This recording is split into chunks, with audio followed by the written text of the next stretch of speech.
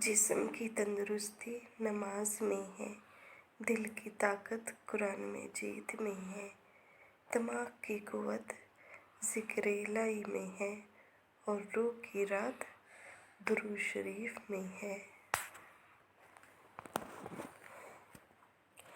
تہجد کے وقت اگر آنکھ کھلے تو سمجھ لو کہ بلاوا آسمان سے آیا ہے۔ اللہ تعالیٰ جس سے ناراض ہوتا ہے اس سے سجدے کی توفیق چھین لیتا ہے۔ مصروف زندگی ایک وقت کی نماز کو بھی مشکل بنا دیتی ہے اور 5 وقت کی نماز مصروف زندگی کو بھی آسان بنا دیتی ہے۔